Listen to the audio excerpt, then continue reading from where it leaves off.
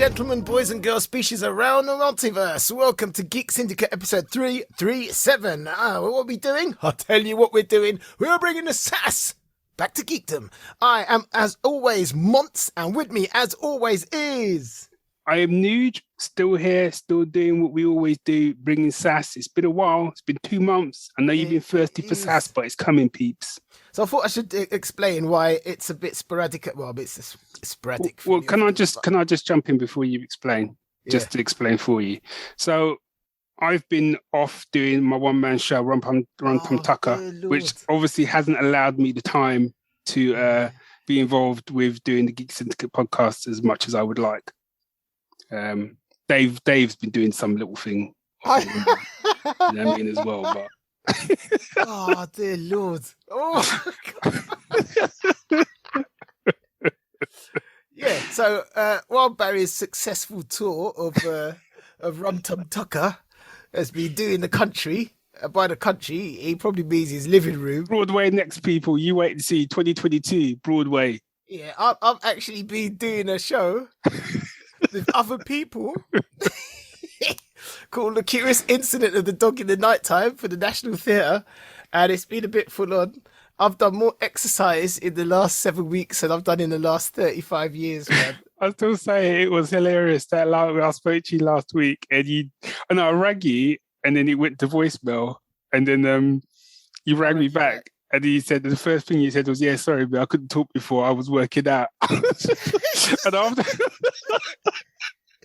Listen, so it's a really physical show with lots of like lifting people and stuff, and to make sure we were fit for purpose, we had 5 weeks of rehearsal in which the first hour of the day was circuit training and cardio work and core work and yoga, and I'm like, my body's like, the hell are you doing to me, man? I was in shock, but like now I'm like, yeah. Someone said, "Oh, you're doing this thing where if you stand with your hands on your hips and someone comes behind you and they put their hands between, you know, the hole that you make, oh yeah, they put their hands and they clap, and if they catch you, you got to do 10 press-ups." Yeah, and it's this game that's going around, and like these two guys came up and they did a double team with me, so it was like 20 press-ups in one go. I dropped and gave them 20, and I finished like nothing, and I came back up and went, that's new. I didn't even break a sweat. I was like, what? That's wow, man. It's like, and I was like, what I wished was, while we were doing the circuit training, I'd got someone to film it, and then I could put it together with music and make a montage of me. Yeah, what you needed was, you missed the trick, man. Yeah. So, feel free to come and see the show. It's on until the first week of January, and then we're touring the country. So, yeah, check out my Facebook profile if you want to see if I'm coming to a town near you. I'm coming to a town near you. Are you? No, I'm not. Okay. Didn't think you were. Are there any towns near you? Well, it's not like I live like in the Arctic, Joey. It's outside London, isn't it? So. Yeah, true that. No, I hear you. Anyway, so that's why, and it's probably going to be just as sporadic in the near future. So, you got any shout-outs? No shout-outs. More shout-outs, but it's kind of quite sad shout-outs, I suppose. I suppose it's kind of news as well. So we leave that to the news then? Okay. I haven't got any shout-outs. I only want to give a quick shout-out just to say keep doing what you did, and that's to the official Jerry Anderson store. There's no reason for it. It's not like they've sent me a link or nothing like that. But I've just noticed over the year, they've just been quietly putting stuff out. They have stepped it up, man. And they've stepped it up, man. So Jerry Anderson is obviously the brains behind the likes of Joe 90, Space 1999, Thunderbirds, Captain Scarlet, UFO, and so on and so forth. But they've now got their own sort of store, the jerryanderson.com, I think it is. Which is actually run by his son. Oh, okay, yeah. Who we met? I think we met him. Yeah. And to begin with, I was kind of going on the side, like, yeah, it's all right. Do you know what I mean? It's not really that much. But every so often I drop by there now, and I'm like, they got some stuff on there now. Have you seen? So I happened to pop on like about an hour ago, just because I'd sent you that Space 1999 jumper that you can get now. I'm so on that. Right? I'm so on. Let me just. I've just sent you something in chat. You see it as a link.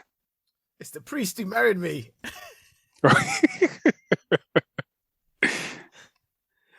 That is amazing.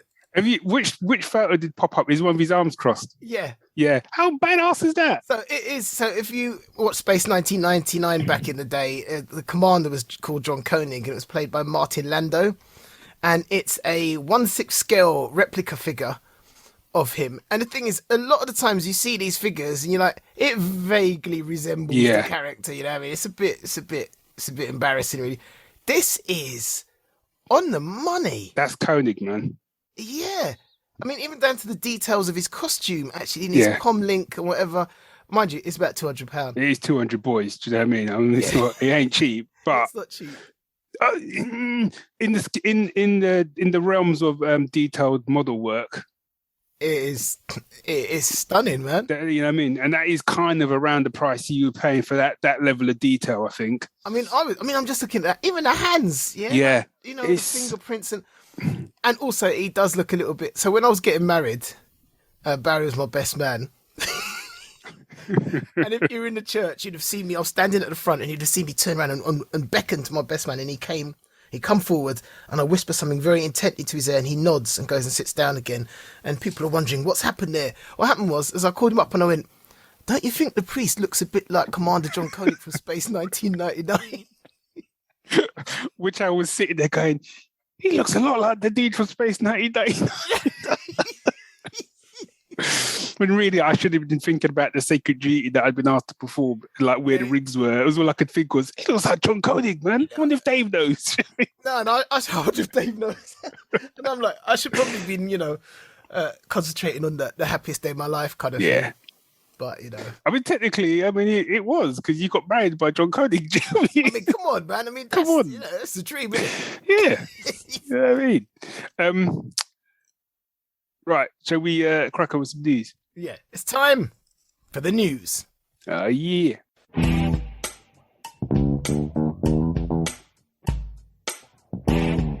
Right, news time. I am going to, let's see if this works, send you another, right, it's a YouTube clip.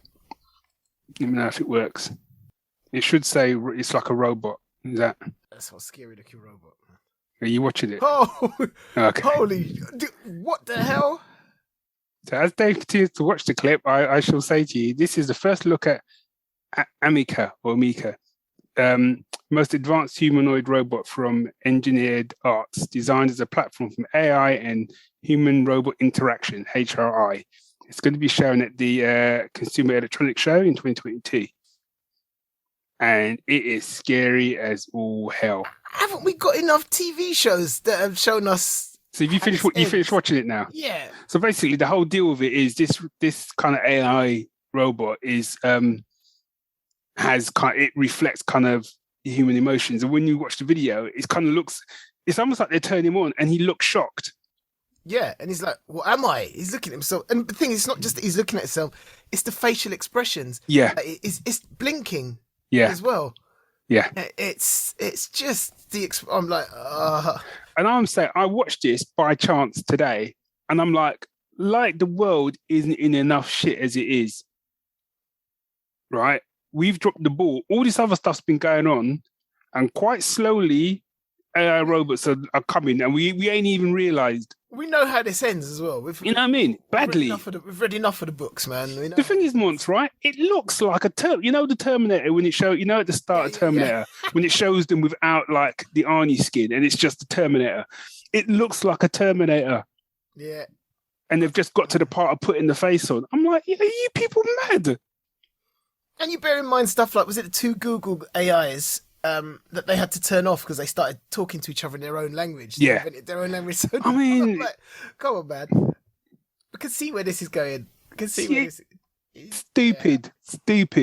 Cleverest people, stupid. Stop doing it. Yeah. Oh well. Anyway, I've got some news, which is quite sad news. There's been a couple of deaths this week, actually. So the first one was Chris Achilleos, and I think you have to be a certain age to remember Chris Achilleos. He was a fantasy artist from way back in the day, and his Siren series, which was like, sort of fantasy women in different battle gear and so on, was like quite iconic at the time. He did a lot of those Doctor Who Target novel covers. Mm-hmm. And stuff. So he was quite a big name if you were into like fantasy art. He also did the which is what I hadn't realised. He did a lot of the fighting fantasy game. Yeah, books. that's right. The other death was Anne Rice, who did Interview with a Vampire. All of that stuff. She died. And the other one wasn't a death, but it was an announcement from George Perez, who is a comic artist. I mean, he's a comic artist extraordinaire. His art relaunched the Teen Titans back onto the scene a while back. He did the first Crisis on Infinite Earths. He did JLA versus the Avengers. He did so much. He's an amazing artist. I met him in 2012 when he did a convention in London, and let me see, he's the only man I've ever met that can out-hug me. Yeah. Now that you said it, I can place it now. Yeah. Yeah. It was amazing. And he's one of the friendliest, happiest, most invested in his fans type of guys I've ever met. And he just announced that he's got stage 3 pancreatic cancer and he's not expected to live more than 6 months. And what struck me about this was the tone he wrote it in. Yeah. There was no woe is me, poor is me, I'm pretty gutted, I'm doing whatever. He goes, you know what, I'm making the best of the time I've got left. I want to meet fans. I can't draw anymore, but I can still sign. I want to meet fans with the proviso I can give them all a great big hug. Right now I feel like the luckiest man on earth because I'm loved and I've got people who love me and appreciate me. I mean, the guy's just told you of his impending death and he goes, I'm the luckiest guy on earth. And I just felt like I got a lot to learn from that man. I think we all have. And he's an amazing, amazing talent, an amazing soul, and just I hope these months are as comfortable and as wonderful as they can be. Yeah, indeed, man, indeed. So the bit of news that it's all about WoW as well. Did you know, actually, a slight side, actually, I only heard this today. They're rebooting or I'd say reboot maybe the wrong word, but they're doing Interview with a Vampire as a TV series, I think. Are they? Yeah.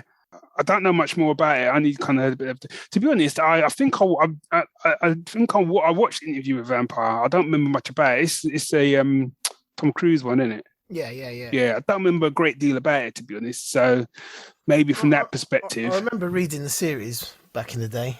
Oh, okay. So the other bit of news, which is a bit obviously not as sad as the stuff you've already said, but it's still a little bit for some people, is that Netflix have cancelled Cowboy Bebop. I heard. See, that's like Firefly all over again. And yeah, obviously the cast and crew are suitably gutted, and the internet are suitably divisive, which just seems to be the standard for the internet these days. Surprise. So it's either you got people saying good riddance, or you got people who are generally gutted that the show's ended. Now, my take on it is, you've been on at me ages, like I should watch Cowboy Bebop. Now I haven't. Now there's a TV show, and then there's a film, isn't there? So there's the anime. So there was so it was a cartoon, and they had a film. Yeah. Now I haven't seen, which was kind of placed between a couple of the episodes. Yeah. Now I haven't seen, and depending who you talk to, some people would say to me, the TV show's all right, but you got to watch the film, and vice versa. But Netflix dropped the anime show, before the show came out. And I don't know, that could have been a blessing or a curse. Depending how you look at it, because then you got people who go and watch it for the first time and they've got something to directly compare it to. And you got people that maybe haven't seen it in a while go, oh, do you know what? I might dip into that before I watch the film. Before I watch the TV show. So, and so I've watched, I think, the first 4 or 5 episodes of the cartoon. Yeah. I really enjoyed it, actually. You can tell it's kind of done back in the day because the pacing is a little bit slower and whatever, but I was enjoying it. And then I've seen the first 2 episodes of the TV show. I've only watched the first one. Yeah. And I think part of the problem that I had, which is why I was saying I don't know if it was a good move to put the cartoon on before the TV show, was because it was pretty much, it felt almost shot for shot. Well, I mean, the opening was pretty much shot for shot from the film. Oh, was it? Yeah. Oh, okay. Even down to the words. Right. And yeah, and just the way the episode played out was very similar, other than the fact that I mean, it was some elements of it were practically the same as the first episode of the cartoon. Yeah. I think the only real difference was the female character, whose name escapes me now. In the TV show, in the sort of anime, she doesn't come into it till like a little bit later, and they've kind of put her in straight from the beginning. Yeah. But the way they did it, actually, I thought worked pretty well. And I kind of felt my problem was I was sitting there going, I've already seen this, so I felt a little bit like that on the second episode. But if I hadn't have seen the cartoon, I would have enjoyed it more. Definitely, really, I would have enjoyed it more. And also, I think part of it is, I'm never going to say too much. I'm not going to say too much content because I don't want to, you know what I mean? Because we know what it was like to be thirsty back in the day, geek wise. Yeah.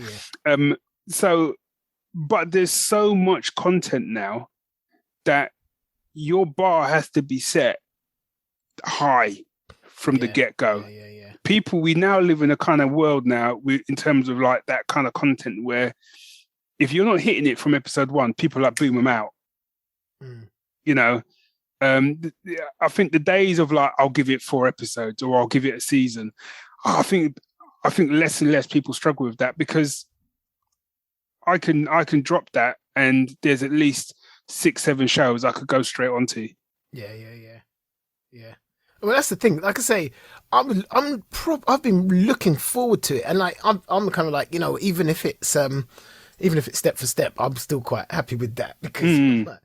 But what I found was I've only watched 1 episode. Yeah, and I enjoyed that 1 episode, but I mean my list is huge. You know, and there were things which I went, actually, I want to watch that more. Yeah, now that I've said that, I think maybe I have only seen the first episode, but I might have seen it in about 3 different parts. But I was like, you know what? Masters of the Universe Revelation Part 2 is out. I need to watch that. Yeah, you know what I mean? And there's a couple other things I went in, and there's other things that are coming back where I'm like, but I've got a safe space to watch that. My plan is to go back and watch it, even though it's been cancelled. I don't understand. I don't understand the kind of like it's been cancelled, so I'm not going to go watch it thing. If it's good, it's what, because if I went by that, I'd never have watched Firefly. I think as well. I was going to say it depends on how shows. I think sometimes it depends on how that last episode of season 1 goes. But for me, I've already started watching it, so I wouldn't just stop watching it. I was going to say because like Why the Last Man, the TV show got canned, didn't it? And I haven't even started watching it. So my thing is, from that perspective, I'm kind of like, if I get to a situation where I literally have nothing to do, nothing to watch, and that pops up, and I'm like, I might give it just to see what it's like, but that's never going to happen. It's interesting, that one, because I watched the first episode and really enjoyed it. And since I heard it was cancelled, I haven't gone back to it. Now, I mean to at some point, but I'm like, people I trust have found themselves a little disappointed by it. So it's not like me going, I read a report and it said that it wasn't that good. It's people who I know the way they think, and they know I think, have said they were a little bit disappointed. Yeah. And so it's been relegated. I haven't given up on it, which means it's going to be a long time before I get to it, if I even do. It has been relegated because of the amount of stuff that I know is quality.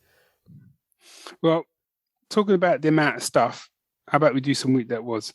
It's time for the week that was. Aye.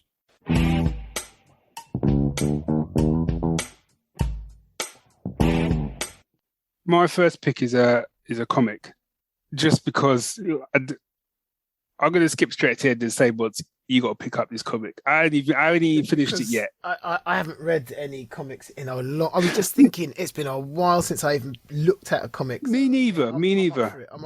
So what you got for me? Right. So I've got 2 for you. I'll do this first one, and I'll do them quick. First one is Flash Gordon Zeitgeist. Oh, really? Yep.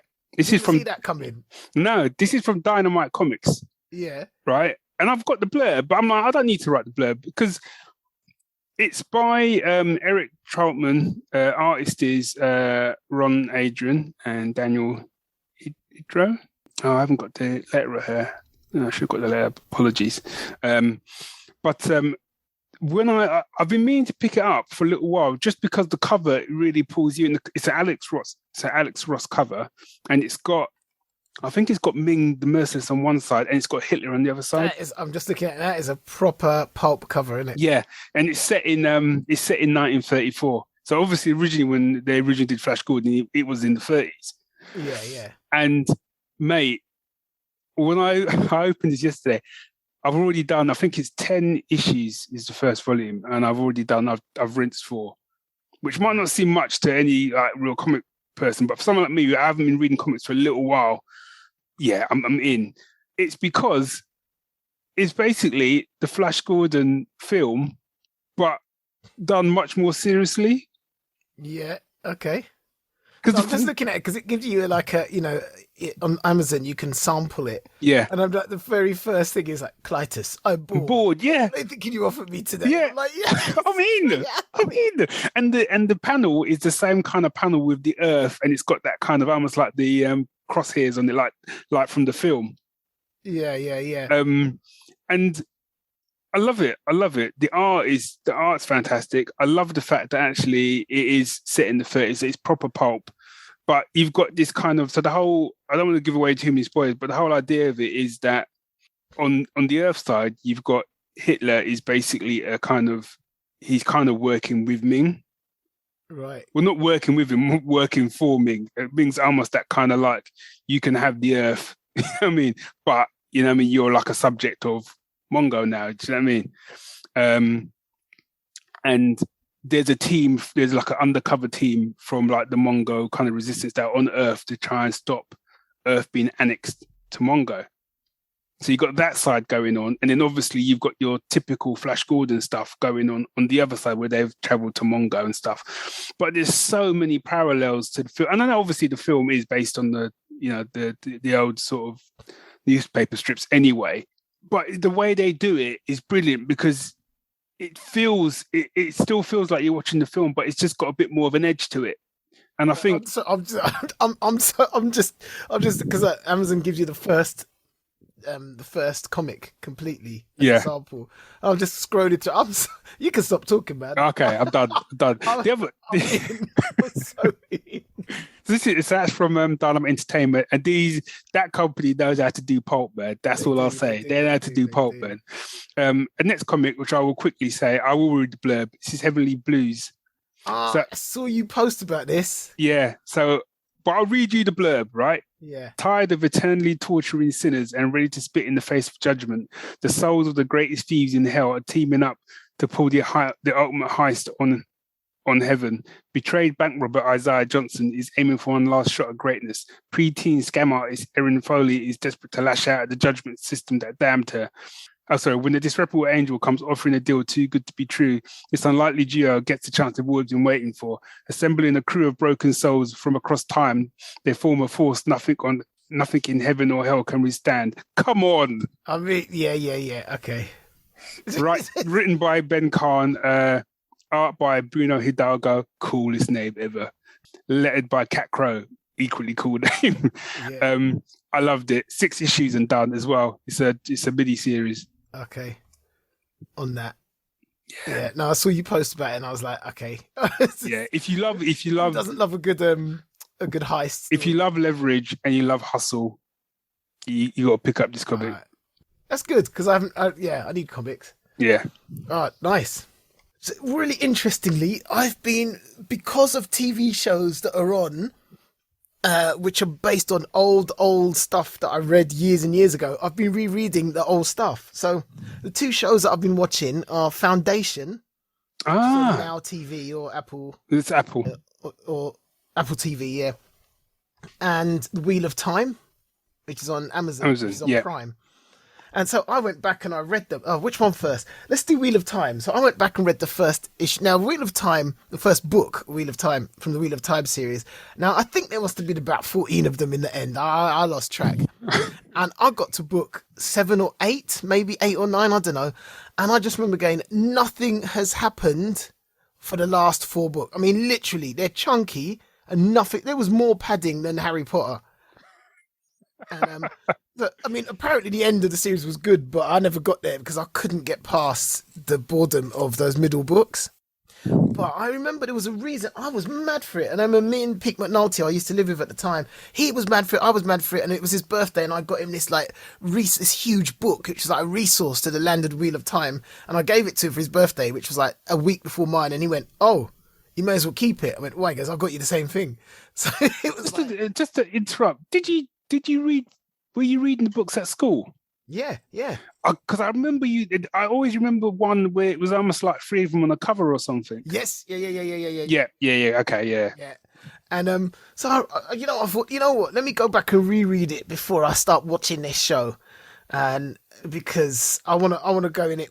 I want to make the comparisons properly because I already know I'm not going to like this show. I've seen the trailer. I'm not impressed. It looks like they've made it really generic. Yeah. But I'm going to give it a go for old time's sake. So I read the book, reread Robert Jordan, Wheel of Time. The first one's called The Eye of the World or something like that. So damn good. Was it? And I was reading it going, this is why I loved it in the first place.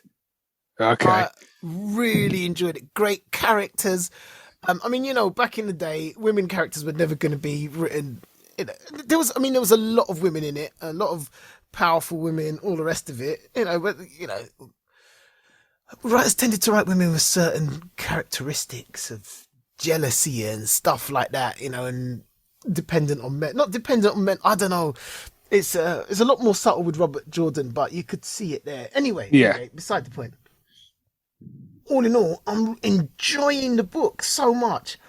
And I thought, right, let's watch this show now. Okay, I'm ready to not like it. I realised I was fighting to not like it. I wanted to not like it, which is not really like me. Right. I really enjoyed it. Okay. I would say I grudgingly enjoyed it. My biggest problem was the casting of one of the main characters, the young people in it, who are really the main focus. Right. One of them, I'm not really buying the casting that much. I don't know what it is. But then I realised all the young people, all those main parts, my biggest problem is I feel like they've taken away some of their character arc. Right. Because some of them started annoying. They've started, there's one character who's in the book, he's always joking, he's always having a laugh, he's a bit of a rogue, he's funny. And they started off with him being a rogue, but not being that funny, being sarcastic. Okay. And now he develops into that because of certain situations in the book and comes full circle. But you kind of had him start that way. So when things get worse for him, you're not really surprised because he's, I don't know. And I feel all of them in the book started from a certain place of innocence and joyous and eyes wide open, and the world kind of shapes them or whatever. And I feel like in the TV series, they already started pretty annoying. Right. Not maybe I'm being a bit harsh with annoying, but they kind of already started a little bit darker than they needed to. They need to be, got you, They didn't start darker. They started light, and things made them dark. And they found their way to live with it or live through it. And in the book, they've already started dark. Yeah, got you. Yeah. In the TV series, they started dark, and that was my biggest problem. But interestingly, a couple episodes in, and they're already almost at the end of 3/4 of the way of book one. So they're actually moving a lot faster paced than the books are. That's interesting. Which is interesting. And there's whole bits that have been missed out and added in, and characters, which is going to happen. So that's fine. Yeah. So, there's things I don't like, but it's okay. The big thing for me is what they've done with the character arcs of the main characters. And okay. It's weird because I watched the trailer for it and I thought, and I haven't read the books, but the thing that was putting me off in the trailers was the kids. Because even the trailer just didn't look, I don't know. Weirdly, they looked, it sounds silly, but they almost looked too modern day. And that sounds silly. I know what you mean. It's almost like they tried to make them look a bit gritty and put a bit of dirt in their face here and there. Do you know what I mean? But one of them, the main guy, is blatantly a model. Do you know what I mean? Right. I'm like, He doesn't really look like a farmer. Yeah. Yeah, And Oh yeah, the other one was Foundation, yeah. So the original Foundation books were written in the 1950s, Mm-hmm. and I love them. And it's looking at the fall of an empire, and this guy Harry Seldon, who's got this advanced form of mathematics called psychohistory, which predicts the movements of large swathes of people, goes, do you know what? The empire's going to fall, and there'll be thousands and thousands and thousands of years of barbarity unless we can put stuff in place to reduce that thousands and thousands of years to a single 1,000 years. And he sets up a foundation at the end of the universe, and he sets up a second foundation which no one knows anything about. All they've told him is the second foundation at Star's End, and that's all anyone knows. And the books focus on the foundation over the first 400 years of this plan. Okay. And every time there's a crisis, they have to find a way to deal with it. And after the crisis, a vision of the dead Harry Seldon appears and goes, right, at this point, you should be here. He goes, you should have handled it like this. So yeah, excellent, well done. I'll see you after the next crisis. kind of job. And I really like that. But it was 1950s, yeah. And when I say the casual misogyny is right, it's ridiculous, and it's really interesting because he's written this future, but it's like you can't escape his 1950s present. And just even the way the characters talk and whatever, and it's like obviously it's hard to predict some things, but from planet to planet, spaceships coming from another planet, and it's brought the newspapers. And it was, but I still enjoy it. And he's got another one called Foundation's Edge, which he wrote in the 80s, which is slightly better, and so on and so on and so on.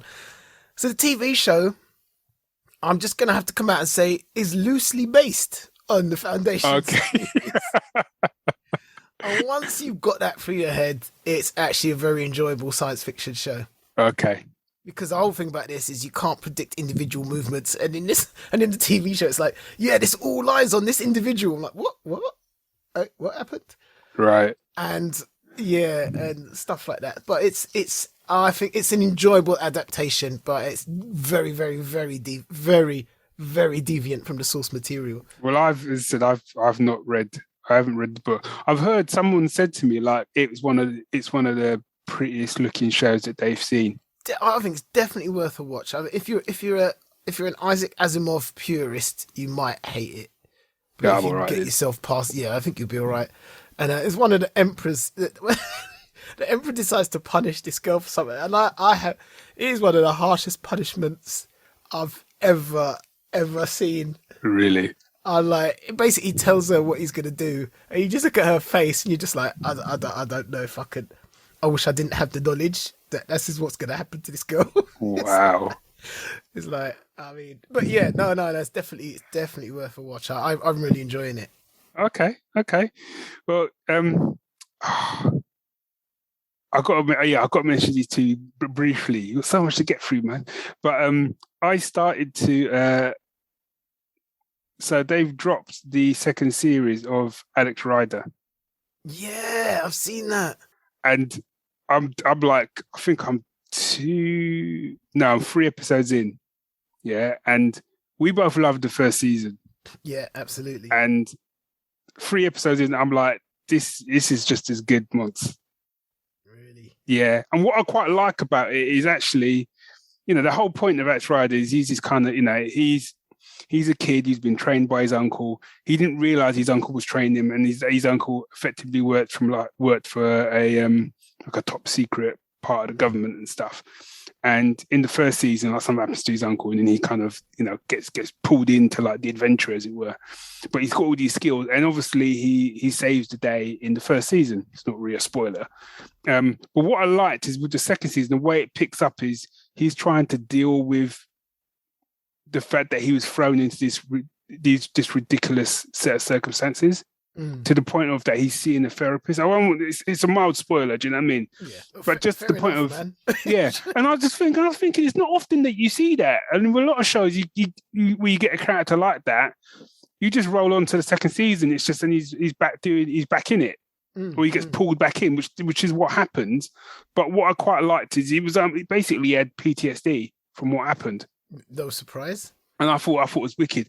However, the best part about that second season, you know what, is that they kept the same damn theme tune mods. Oh, yeah, that was quality. Because when that theme tune kicks in, said her sons it that you're just like, I'm in. I don't even care if the first episode shit, I'm in. Do you know what I mean? Yeah.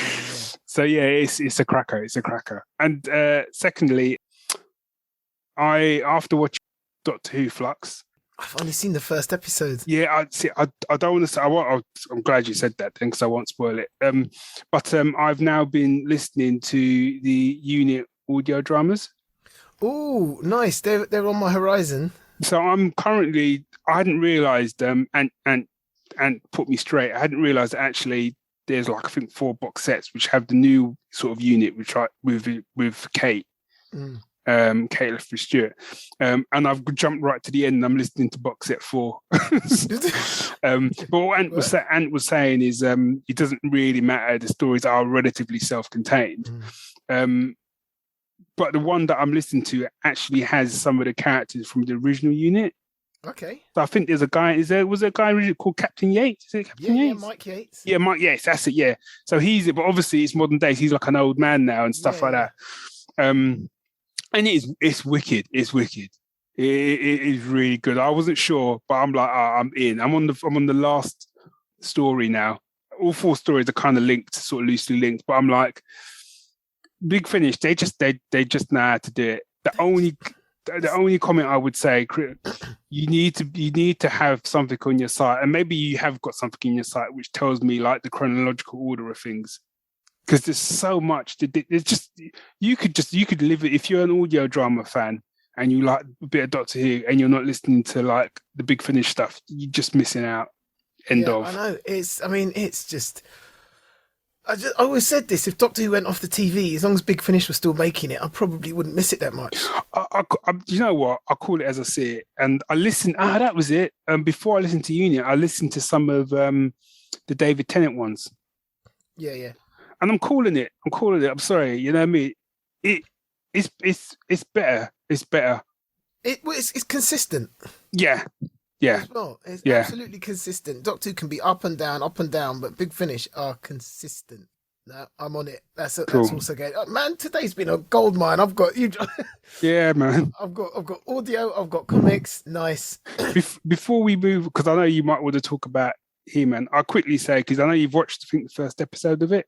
I've now finished. No. This other show, Arcane, which is on Netflix. I'm 3 episodes in. Okay, I finished it yesterday. The show people aren't talking enough about, man. I know, it's just the characters are just. I mean, it's heartbreaking. And it's just amazing, and it's fun, and it's not fun. No, it's more political than I thought it was as well. There's a lot of like deep character stuff going on there that I wasn't expecting. The animation is like another level. So it's Arcane, which is based on the game which I've never played, called League of Legends. No, I'd never get so. But yeah, if you want to get some like animated fix on, man, go check out that show, because that show is wicked. The end, when you get the end, you got some fight scenes to come as well. It's really, really great show. All right, last one. Mm-hmm. Masters of the Universe. Yeah. That was great. I don't know what else to say. That was great. Somewhere, my 11-year-old self is high-fiving me. Apart from there's that one bit, which I was like, Kevin Smith, man, what were you doing? What bit? There's a character called Fisto. Oh, he was in the TV show though, wasn't he? I know, but it's the way. Yeah, you're right. He goes, Skeletor, I'd like to fist him. And I'm like, oh, man. Wow. Yeah, I mean. You can't tell me Kevin Smith didn't know what he was doing. Yeah, there's some things that just don't translate as well. It's like, but apart from that, I mean, they didn't pull the punches, man. Like you said, like, I want to say stuff, but it's going to spoil it. Yeah.